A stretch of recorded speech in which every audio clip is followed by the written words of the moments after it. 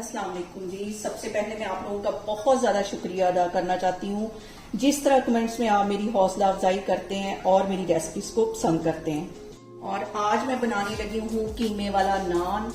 बहुत इजी तरीके के साथ हम इसे घर में बना सकते हैं और इस दुआ के साथ हम कीमे वाला नान बनाना शुरू करते हैं कि जहाँ रहें हंसते रहें और हंसाते रहें। तो चले जी, मज़ेदार सी रेसिपी हम स्टार्ट करते हैं बनाना। और यहाँ पे कीमे वाले तंदूरी नान बनाने के लिए मैंने आधा किलो की जितना मैदा ले लिया है और इसके अंदर 1 टीस्पून में डाल दूंगी नमक और 1 टेबलस्पून भर के इसमें मैं डाल दूंगी पिसी हुई चीनी और 1 चुटकी के करीब इसमें चला जाएगा बेकिंग सोडा। और यहाँ पे हमने फ्रेश पैकेट ले लेना है ईस्ट का, पहले का पड़ा हुआ ना हो, और तकरीबन 1 टेबलस्पून के करीब इसमें ईस्ट चली जाएगी। और इसके साथ ही मैं डाल दूंगी 1 टेबलस्पून के करीब घी मेल्ट है। ये सारी चीजें डाल के हम अच्छी तरह इसको पहले कर लेंगे मिक्स। और अब हम इसको गूंद लेंगे वैसे ही जैसे हम नॉर्मल आटा रोटी के लिए गूंदते हैं। थोड़ा थोड़ा पानी इसमें मैं डालूंगी और इसको अच्छी तरह हम गूंद लेंगे। और यहाँ पे देखें जी, डो मैंने गूंद ली है और इसको एक बाउल में मैं डाल दूंगी और हल्का सा इसके ऊपर मैं घी लगा दूंगी ताकि ये अच्छी तरह ऊपर से मॉइस्चर रहे। और इसको मैं कर दूंगी कवर तकरीबन 1 घंटे के लिए। रूम टेम्परेचर पे इसको मैं छोड़ने लगी हूँ, तो 1 घंटे के बाद फिर मैं आपको दिखाती हूँ। देखिए जी, जितनी देर तक हमारी डो जो है वो रेस्ट के लिए रखी हुई, उतनी देर में हम इसकी स्टफिंग बना लेते हैं। 1 टेबलस्पून इसमें मैं घी का डाल दूंगी और इसके साथ ही 1 पाव के जितना चिकन का कीमा डाल दूंगी। इसको डालने के बाद हमें अच्छी तरह इसको भूनना है पहले। और चिकन के साथ ही मैं कुछ इसमें मसाले ऐड कर दूंगी। आधा टीस्पून की जितना इसमें मैं नमक डाल दूंगी और 1 टीस्पून कुटी हुई रेड मिर्च डाल दूंगी। और इसके साथ ही 1 टीस्पून भर के मैं जीरे का डाल दूंगी और 1 टीस्पून इसमें चला जाएगा गरम मसाला। ये सारी चीजें डालने के बाद हम चिकन के कीमे की अच्छी सी करेंगे भुनाई। और यहाँ पे देखें जी, चिकन के कीमे को भूनते हुए मुझे तकरीबन 5 से 7 मिनट हो गए हैं। अच्छी तरह इसकी भुनाई हो गई है। अब इसके अंदर मैं डाल दूंगी एक मीडियम साइज का प्याज, जो कि बिल्कुल बारीक मैंने ऑमलेट वाला काटा था। ये इसमें चला जाएगा। इसको मिक्स कर लेना है और प्याज को हम थोड़ा सा क्रंची भी रखेंगे। अब इसके साथ ही 2 सब्ज मिर्चें बारीक कटी हुई ये इसमें चली जाएंगी। मिक्स कर लेना है इसको। और अब इसके अंदर मैं डाल दूंगी 1 टीस्पून के करीब पिसी हुई काली मिर्च और तकरीबन 1 टेबलस्पून के करीब इसके अंदर मैं डाल दूंगी सब्ज धनिया। और ये चीजें डालने के बाद चूल्हा यहाँ पे मैं बंद करती हूँ और स्टफिंग के ठंडे होने का मैं वेट करती हूँ। देखें जी, डो हमारी तैयार हो गई है, कीमा भी तैयार हो गया है। एक बाउल के अंदर मैं 1 अंडा तोड़ लूंगी और इसके अंदर तकरीबन 2 टेबलस्पून के करीब इसमें मैं दूध डाल दूंगी। इन दोनों चीजों को हम अच्छी तरह मिक्स कर लेंगे।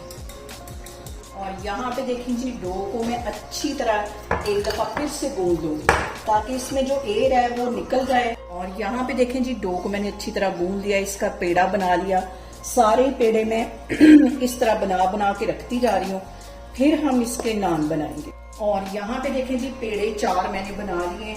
हल्का सा मैं मैदा यहाँ पे काउंटर पे डस्ट करूंगी और इसकी हम एक रोटी बेल लेंगे।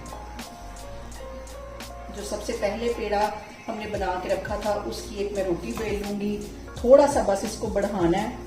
और यहाँ पे देखें जी, जो मैंने कीमे की स्टफिंग बना के रखी हुई थी वो हम सेंटर में रख लेंगे और इसको चारों तरफ से इस तरह हम जोड़ लेंगे, जैसे कि हम आलू वाला पराठा बनाते हैं उसकी स्टफिंग करते हैं या जैसे कि कचौरी की करते हैं। ये सारे सिरे पकड़ के इस तरह हमने मिला लेना। ऐसे अच्छी तरह इसको दबा देना है, अच्छी तरह से प्रेस कर देना। इसको प्रेस करने के बाद हल्का सा मैं इसके ऊपर यहाँ पे ड्राई आटा डस्ट करूंगी और इसको फिर से हम बेल लेंगे। और यहाँ पे इसको हल्के हाथों से मैं बेल लूंगी, ज्यादा जोर लगा के नहीं बेलना।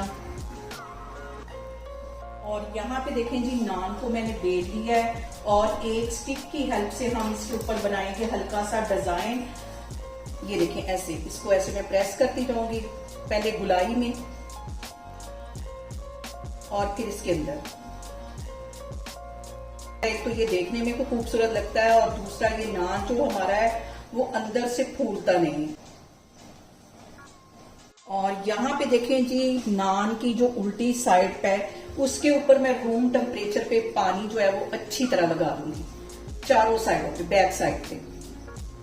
और दूसरी साइड पे मैंने तवा गर्म होने के लिए रख दिया है, इसके ऊपर मैं नान डालती हूँ, फिर मैं आपको दिखाती हूँ। और यहाँ पे देखें जी, मैंने आयरन का तवा ले लिया, इसके ऊपर ये नान डालते हैं और फिर से इसको हल्का सा ऐसे प्रेस कर देंगे, अच्छी तरह दबा देंगे ताकि हमारा जो नान है वो सेट हो जाए। और ये काम हमने जल्दी जल्दी करना है।